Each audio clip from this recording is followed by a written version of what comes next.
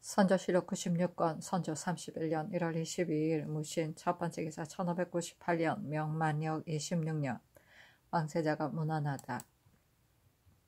선조실록 96권 선조 31년 1월 22일 무신 두번째 기사 상이 고우 중군 이름은 고책이다. 관사에 행행하여 접견하였다. 선조실록 96권 선조 31년 1월 22일 무신 세번째 기사 이 시발을 경상도 관찰사로 경섬을 사관은 정원으로 최승세를 감찰로 삼았다. 선조실록 96권 선조 31년 1월 22일 무신 네번째 기사 이해조가 아뢰기를 양유격이 죽었다고 하는데 상구가 여기에 오면 상께서 직접 조제하는 것이 마땅할 듯하니 그 절차를 해사로 하여금 살펴서 시행하도록 하라고 전교하셨습니다. 상께서 싸움에서 죽은 중국 장수를 애도하여 특별히 친히 조제에 임하시어 장사들의 마음을 격려하시겠다 하니 듣는 사람들이 누군들 감격하여 눈물을 흘리지 않겠습니까? 마땅히 이 예문관으로 하여금 제문을 잘 짓게 하고 접대 도감으로 하여금 10분 제수를 잘 갖추게 하여 입관하는 빈소를 차린 뒤에 날짜를 택하여 거행하도록 하소서. 조문하는 데 있어 그의 친속들이 있는지 여부를 아직 분명히 모르니 먼저 여관으로 하여금 자세히 알아보게 하여 함께 거행하도록 하소서.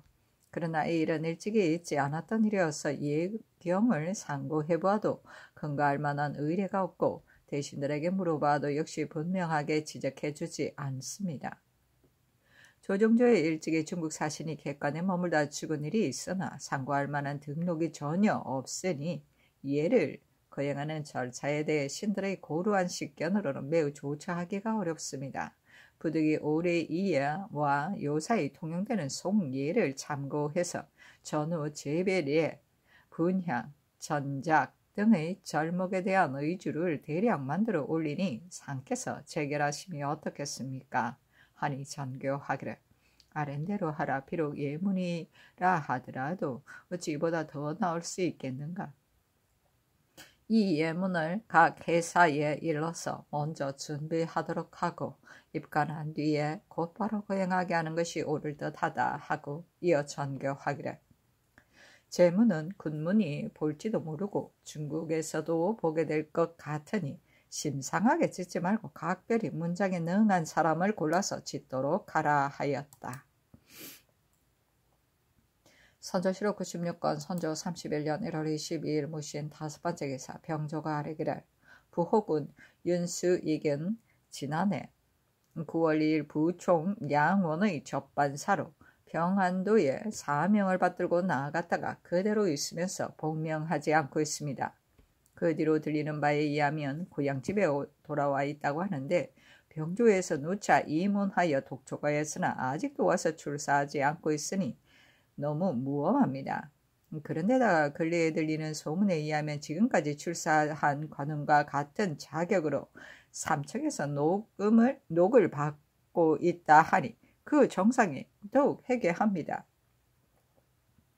대개 요즘 조정의 관원으로 죄를 범한 자들은 을에 파직시키고 있는데 파직시키는 일은 진실로 그들이 바라는 일이니 이것으로는 그 죄를 징계하기에 부족합니다.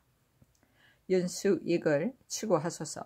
다시 재촉하여도 여전히 올라오지 않으면 강응호의 예의에 의하여 남방에 충군시키도록 하고 그가 받은 녹봉에 대해서는 호주로 하여금 달수를 따져서 받아내게 하는 것이 어떻겠습니까?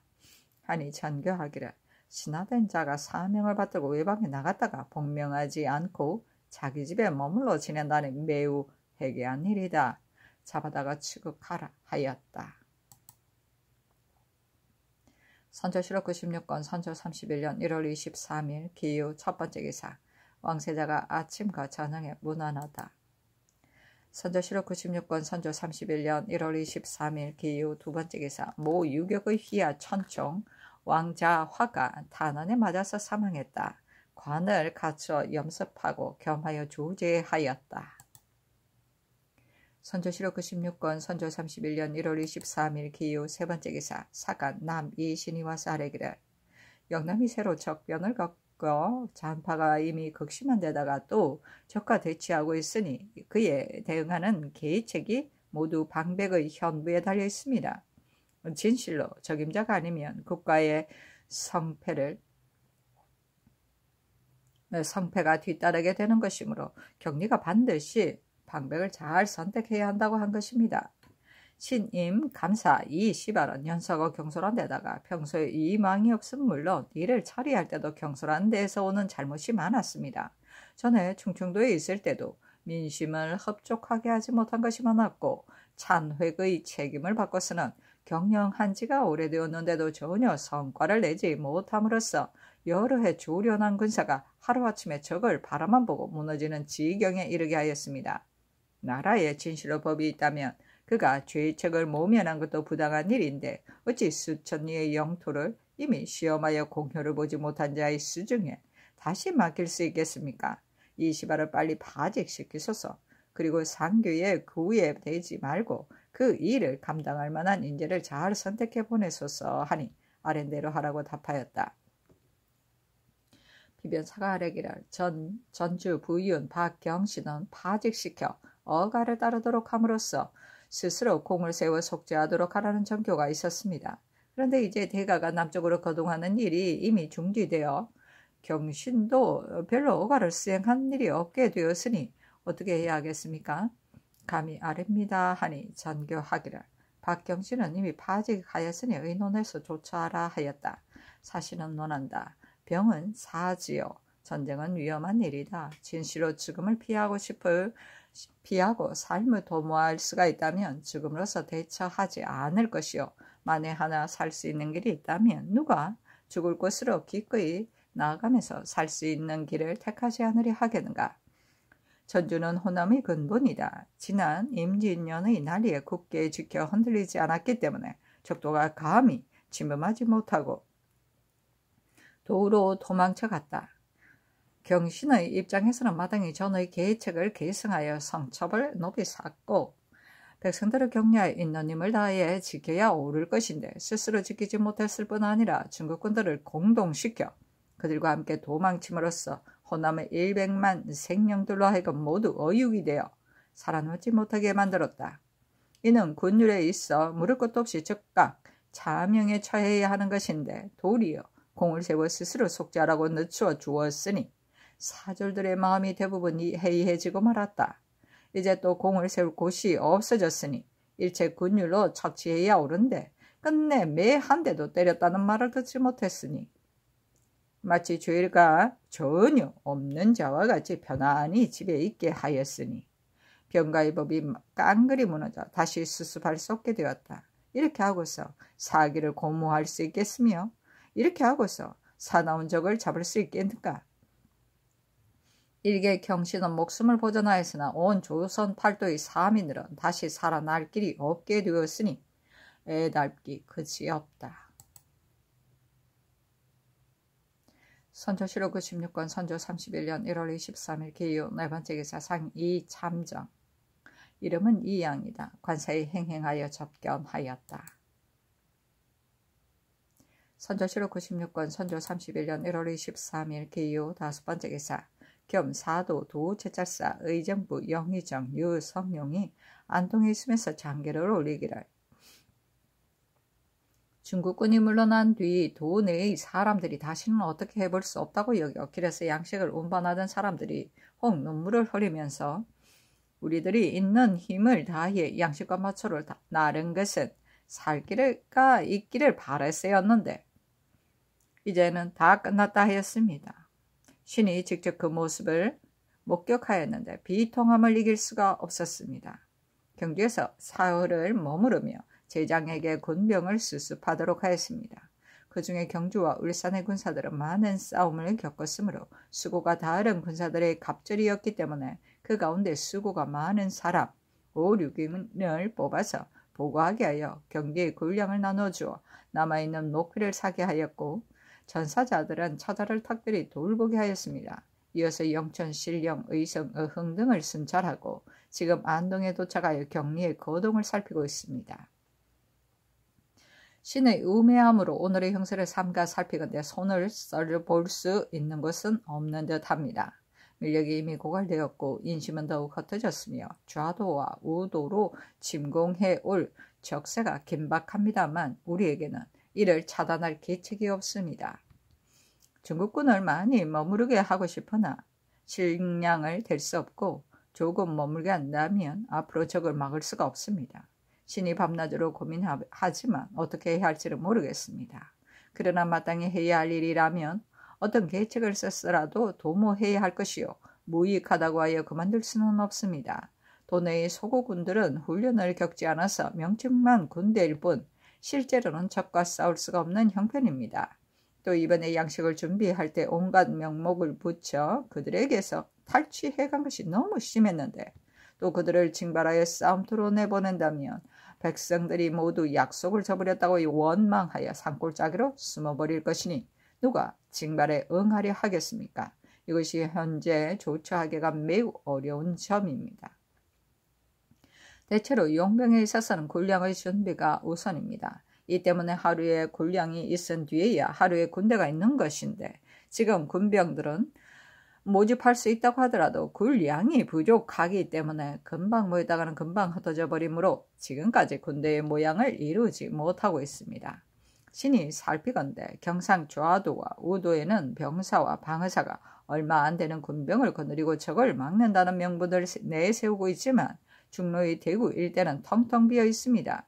이 때문에 좌도와 우도의 형세가 단절되어 기맥이 통하지 못하고 있으니 이제는 마땅히 좌도의 경주와 중로의 대구와 우도의 의령, 합천 등에 각각 장수 한 명씩을 주둔시켜 그 근처의 군졸들을 각 2, 3천씩 모집하여 항상 그곳에 머물면서 군대하는 훈련하는 군대로 만들어야 합니다. 그리고 내지 사람들은 각기 쌀과 목표를 내어 전사들의 군량과 의복을 대기한다면 병농이 점차 나님은 물론 응모하여 군사가 되는 사람이 날로 모이게 되어 오늘날처럼 볼품이 없이 되지는 않을 것입니다. 각도의 병사들에 대해서도 모두 숫자를 헤아려 그 가운데 정예롭고 용맹한 자를 뽑아서 장수들에게 거느리게 하고 본도의 제장들이 거느린 군사와 함께 요회차에 나누어 운거하면서 서로 연이을 수 있도록 주둔하여 연결되어 있는 형세를 취해야 합니다. 경주, 대구, 의령에 본도에 군진이 있으니 그 사이인 영천, 하양, 성주 등지에도 둔전을 두어 기각지세를 이루게 해야 합니다. 적세가 좀 완만하면 훈련도 하고 둔전도 하다가 위급한 일이 있으면 동시에 한꺼번에 일어나 혹 힘을 합쳐 적을 섬멸시키기도 하고 혹 모이기도 하고 흩어지기도 하며 매복도 하여 적의 앞뒤를 치게 해야 합니다. 그렇게 하면 백성들은 믿고 안심하여 농사짓는 일에 힘쓰게 될 것입니다. 이와 같이 하여 하늘이 재앙을 거두고 우리의 형세가 점차 형성된다면 아마도 성공할 가능성이 있게 될 것입니다.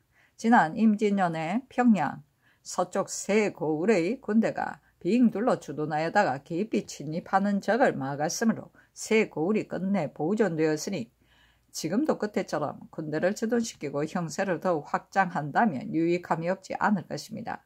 의논하는 사람들이 모두 군량의 문제를 어렵게 여기는데 이것은 사실입니다. 그러나 이번 중국군이 내려왔을 때 군량을 조달할 계책이 전혀 없었는데 단지 두세 고을의 힘으로 한두 달을 버텼습니다. 현재 남아있는 군량은 내지를 제외하고 대구, 경주, 영해 등에 있는 것이 아직도 1만 녀석이나 있습니다. 이러한 사실을 놓고 볼 때 군량을 준비하는 것이 쉽지는 않지만 전혀 할 수 없는 일은 아닙니다. 신의 생각으로는 한고을의 군사가 있으면 당연히 한고을의 힘으로 양성해야 하고 한도의 군사가 있으면 당연히 한도의 힘으로 양성해야 한다고 생각합니다. 한고을의 군사가 10인일 때 그 나머지 풍간이나 서인을 막론하고 군사가 되지 않은 자의 숫자가 몇 배나 많을 것입니다. 따라서 그들에게 곡식과 배를 적절히 대기하여 조달하게 한다면 식량을 대는데 부족함이 없게 될 것입니다. 대개 이 외적을 섬멸하기 전에는 온 나라의 장정을 모두 모아 군대를 만들고 온 나라의 힘을 다해서 군량을 마련해야 합니다. 이러한 규법이 세워지고 구처가 작당하게 된다면 지금은 이미 늦었지만 도모할 수 있는 희망이 있습니다. 지금 중국군이 이미 철군해 돌아가므로 민심이 의지할 데가 없어 수습하기 어려우니 몇 달 뒤에는 장차 말할 수 없는 재앙과 뒤늦은 후회가 있게 될 것입니다. 이것이 신이 밤낮으로 부심하고 있는 이유입니다. 또 함경도의 군사들은 용맹스러워 다른 군대보다 싸움을 잘합니다. 전에는 징발해서 내려보냈지만 역시 군량이 없이 훈련시키지 못하였고 또 장수에게 각 분배하였으므로 형세가 대단치 않아서 별로 할 일이 없이 가버렸으니 실로 애석한 일입니다. 이번에 남도의 군사들을 징발해 왔으나 용자판자가 대부분이어서 쓰기가 어렵습니다. 신이 데리고 있는 군관인 전부사 고경민은 일찍이 북변에 있었던 자로 평소 군대의 실정을 잘 알고 있었기 때문에 길조와 명철의 싸움에서 전공이 많았습니다. 만약 남북도에서도 다시 용맹한 전사를 400명 모집하여 이곳에 오게 하고 본도의 군사와 함께 서로 섞여 훈련시켰다가 봄 2, 3월 해빙기의 별난에 대비하게 하는 것이 마땅할 듯합니다.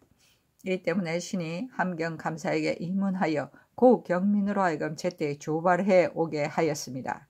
그리고 충청병사 이시연은 도원수 권율이 이미 그 도로 돌려보내 다시 정병 5, 600인을 뽑아서 우도로 내려와 정기룡과 합세하게 하였습니다. 경계의 군사는 이번에 징발된 자가 매우 많으나 정예롭지 못한 자가 반이 넘습니다. 또 중국군의 양식과 마초를 나르는 일 때문에 한 번 싸움도 하지 못하였습니다. 이 역시 좌방어사 병응성을 돌려보내 다시 그 도위에서 가장 정예로운 병사 약간을 엄히 골라서 함경도의 군사들이 내려올 때 함께 와 합세토록 하는 것이 좋을 듯 싶습니다. 적세의 발동이 몇 달 뒤에 있을 것이니 지금 제도의 군사들은 모두 모아 사변에 대처하게 하는 것이 사실상 마땅하겠습니다. 중국군이 아군이 모였다는 것을 안다면 다시 또한 우리와 합세할 희망이 없지 않습니다. 신의 구구한 만견이 적당한지의 여부는 알 수 없습니다만 사세상 그렇게 하지 않을 수 없습니다. 또 도내의 인심도 사세가 위태롭고 급박함을 알고서 있는 힘을 다해 곡식을 내어 군량에 제공함으로써 기필코 이를 이루기를 바라고 있습니다. 신이 이 말을 듣고 적절하다고 여기는 사람이 매우 많았습니다. 앞으로 일이 완결될 수 있을지 여부는 예측할 수 없지만 그 실정은 진실로 민망한 점이 있습니다. 이 일은 조정에서 빨리 의논하여 어떻게 시행하느냐에 달려 있습니다. 하였는데 비변사에 개하하였다.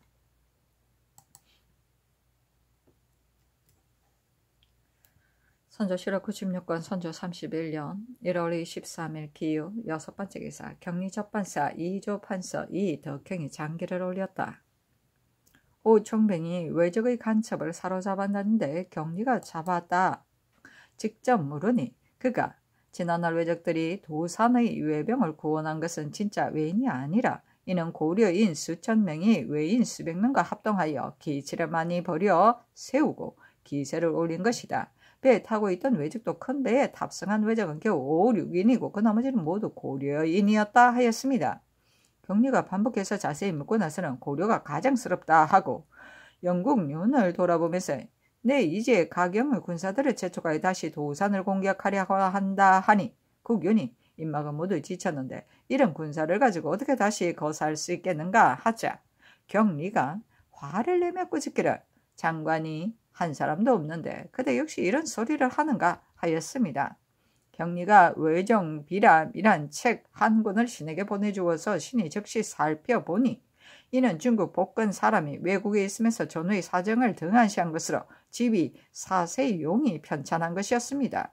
16역이 전후 관백에게 보낸 글과 허이후 염사근이 전후 관백에게 변장에게 보낸 글 및 진주석이 함락될 때 온 성 안의 남녀들이 모두 죽고 한 사람도 굴복하지 않은 내용 등을 자세히 갖추어지지 않은 것이 없었습니다. 그 끝에 경인령, 황윤길 등이 가지고 간 서패, 예단, 적추의 서계가 등재되어 있었습니다. 경리가 신을 불러 예단 가운데 백미 200석과 백초포 15필 등의 항목을 지적하면서 이 배신이 적에게 쌀을 보내주었다는 것은 그럴 리가 없다고 하더니 이것은 무엇인가 하기에 그때 중국에 보낸 글 가운데 적정을 염탐하려고 사람을 모아서 바다를 건너 보냈다는 말이 있었기 때문에 신이 사실대로 말하고 요즘 낭설이 많이 돌고 있으며 선후 간첩들의 말을 믿기 어렵다는 실상을 말하면서 다 방면으로 통렬히 변백하였더니 경리가 처음에는 의심하다가 나중에는 의심을 풀었습니다. 선조실록 96권 선조 31년 1월 23일 기유 7번째 기사. 도원수 지중추부사 권율이 장계를 올렸다. 울산 내성 토굴 속에 있는 외적은 여전히 그곳에 주둔하고 있습니다. 풀을 베던 외적 한 명을 사로잡아와 그에게 물으니 가등 청정이 포위되어 있을 당시 청정이 제이진에게 구원을 요청하였으므로 각처의 외인들이 모두 울산에 모였다. 중국군의 위세가 매우 성대한 것을 보고는 모두 범하기가 어렵다고 여겨 경솔이 움직이지 못하고 있을 때 중국군이 스스로 먼저 포위를 풀었다. 그래서 여러 외적들이 청정을 위로하기를 포위가 풀려 살게 되었으니 기쁨을 금치 못하겠다 하였고 제이진에서 온 외인들은 각기 소굴로 돌아갔다. 올해는 계속 소굴에 머물면서 공격을 하지 않고 있다고 하였습니다.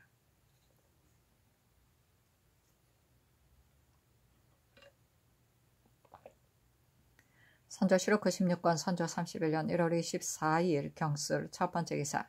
왕세자가 아침과 저녁에 문안하다. 선조실록 96권 선조 31년 1월 24일 경술 두 번째 기사. 비변사가 아래기라. 의정 이원이 득이 군문에게 고할 때 군문이 분부한 내용은 각처에 성을 쌓고 경작하는 것을 모두 중국과 힘을 합쳐 함께 하도록 하자는 것이었습니다.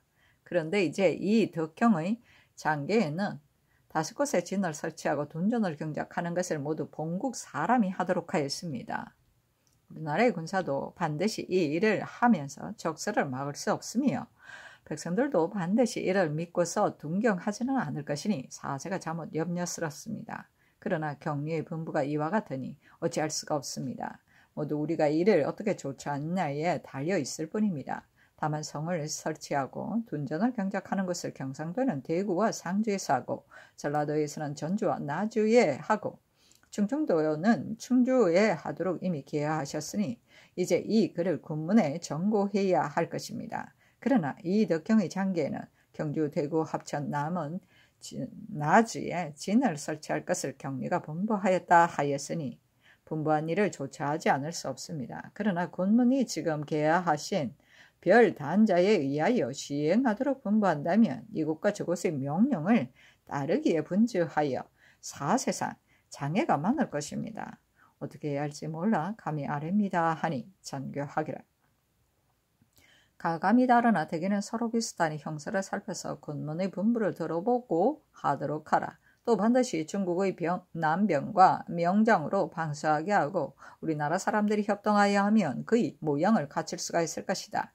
지난날 내가 비변사에 이르지 않았는가? 이 뜻을 군문에게 극력 진술하라 하였다. 선조실록 96권 선조 31년 1월 24일 경술 세 번째 기사. 상이 동부총 이름은 동량정이다. 관사에 행행하여 접견하였다. 선조실록 96권 선조 31년 1월 24일 경술 네 번째 기사. 상이 이부총 이여매이다. 남대문 밖에서 영접하였다. 상이 이르기라. 대인께서 몸소 시석을 무릅쓰고 많은 외적을 죽였으니 황은과 대인의 덕에 만극하기 그지없소이다 하니 부총이 말하기라. 참액은 많으나 정적을 사로잡는 데 실패하였으니 황송하고 부끄러기 그지없습니다. 지난해 23일 나의 병사들이 먼저 올라가 외성을 깨끗이 썰어버렸는데 24일 다시 공격할 때는 위에 있는 사람에게 저지당하여 퇴군하였습니다. 오늘 이 싸움이 어찌 참액을 위한 것이겠습니까? 큰일을 완수하여 완수하지 못하여 관계스러운 바가 있습니다 하였다. 상이 이르기를 대적을 어찌 한번 쳐서 공격해 선멸할 수 있겠소이까? 대인의 위성에 힘입어 적도들이 넋이 나갔을 것이요 오래지 않아 평정될 것이외다 하니 부총이 말하기를 용병할 때 일이 서로 견제되어 한 번에 공격하여 짓밟지 못하고 오랫동안 지구전을 하게 되었으니 한탄한들 무엇하겠습니까? 하자 상이 이르기를 소방이 지금까지 유지된 것은 여러 대인들의 덕이 아닌 것이 없는데 무슨 그런 말을 하오이까 하였다. 부총이 하직하자 상이 예단을 정정하였으나 받지 않았다. 드디어 서로 읍하고 떠났다. 선조실록 96권 선조 31년 1월 24일 경술 5번째 기사 상이 모유경 이름은 모국기다. 관사에 행행하여 접견하였다. 선조실록 96권 선조 31년 1월 24일 경술 6번째 기사 상이 남유경 이름은 남방위였다. 관사에 행행하여 접견하였다. 선조실록 96권 선조 31년 1월 24일 경술 7번째 기사 황문과 부제학, 윤단무, 교리, 남이공, 부수찬, 김광위업 등이 자자를 올렸다.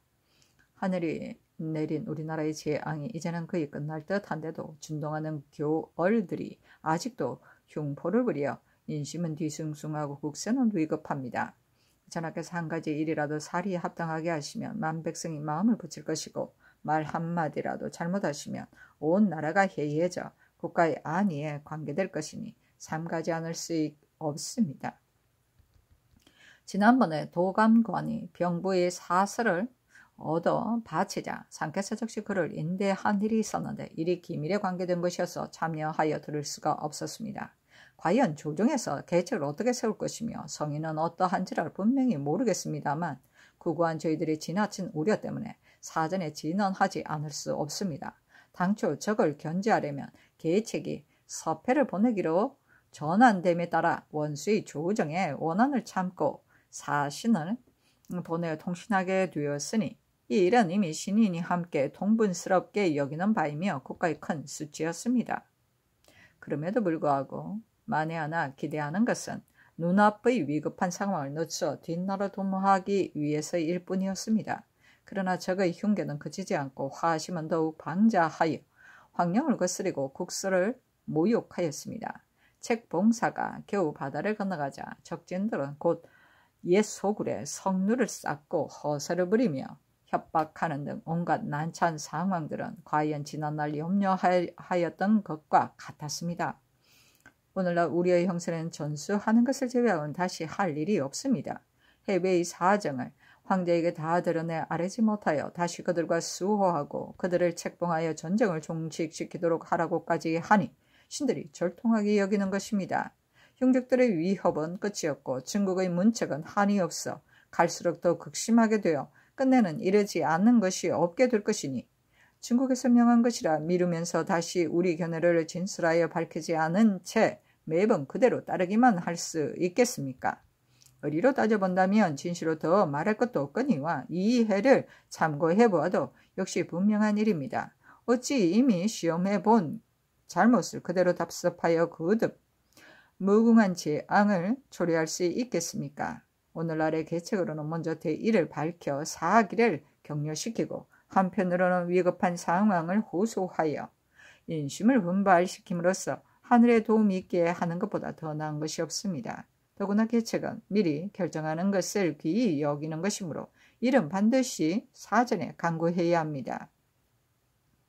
만약 황제의 명령이 내리기 전에 큰 계책을 미리 결정하여 모든 사람에게 의리가 어디에 있는가를 깨우쳐 주지 않는다면 사기가 급박하게 엇갈릴 즈음에는 반드시 이 해에 휩쓸려 빠져버림으로써 결국 스스로 원수를 잇고 나라를 무시하는 지경에 이르게 될 것이니 두려워하지 않을 수 있겠습니까?